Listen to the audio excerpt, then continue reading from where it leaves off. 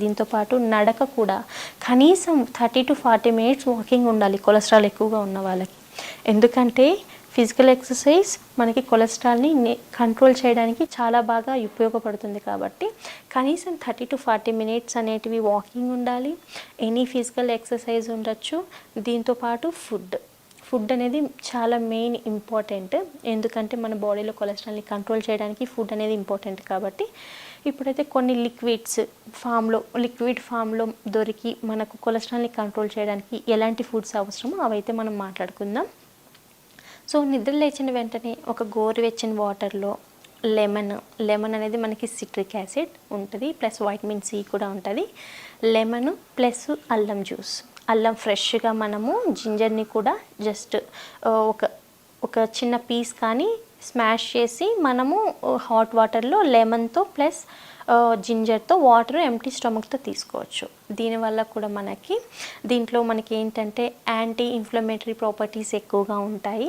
కొలెస్ట్రాల్ని control చేయడానికి తగ్గించడానికి ఒక మంచి లిక్విడ్గా యూజ్ అవుతుంది. కానీ ఎవరైతే అసిడిటీతో బాధపడుతుంటారో, గ్యాస్ట్రిక్ ప్రాబ్లంతో సఫర్ అవుతుంటారో వాళ్ళు మాత్రం ఎంటీ స్టమక్తో జింజర్ లెమన్ తీసుకోకూడదు విత్ హాట్ వాటర్. ఎందుకంటే అసిడిటీ ప్రాబ్లం ఇంకా ఎక్కువయ్యే ఛాన్సెస్ ఉంటాయి. అలాంటి వాళ్ళు మనము బ్రేక్ఫాస్ట్ అయిన తర్వాత 1/2 hour to 45 మినిట్స్ గ్యాప్ ఇచ్చిన తర్వాత ఈ లిక్విడ్ తీసుకోవచ్చు. 1 గ్లాస్ గోరువెచ్చని వాటర్లో ఒక చిన్న లెమన్ పిండుకొని దాంతోపాటు అల్లం మనం యాడ్ చేసుకోవచ్చు. ఇది జ్యూస్ లాగా తీసుకోవచ్చు. ఇది నేచురల్గా మనకి కొలెస్ట్రాల్ లెవెల్స్ని కంట్రోల్ చేయడానికి బాగా యూజ్ అవుతుంది. ఇంకొక లిక్విడ్ ఏంటంటే గ్రీన్ టీలో కూడా మన బాడీకి కావాల్సిన యాంటీ ఆక్సిడెంట్స్ చాలా బాగా ఉంటాయి. కానీ గ్రీన్ టీలో కెఫిన్ కూడా ఉంటుంది. సో గ్రీన్ టీ బ్యాగ్స్ మనం యూజ్ చేసేటప్పుడు 1 time మాత్రమే డిప్ చేయాలి. Just 1 time or twice dip చేసి ఎక్కువ టైమ్స్ డిప్ చేయకూడదు. 1 or twice అలా డిప్ చేసిన గ్రీన్ టీని ఈవినింగ్ కానీ లేకపోతే బ్రేక్ఫాస్ట్ చేసిన 1 hour 2 hours గ్యాప్ తర్వాత కూడా తీసుకోవచ్చు.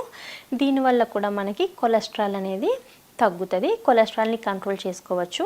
వీటితో పాటు మనము balanced meals, whole grains, fibre rich foods and niacin, vitamin B3 కూడా మనము ఎక్కువగా తీసుకోవాలి. నియాసిన్ అంటే మనకు ఎక్కువగా బీన్స్ కానీ వీటిలో ఎక్కువగా వస్తుంది.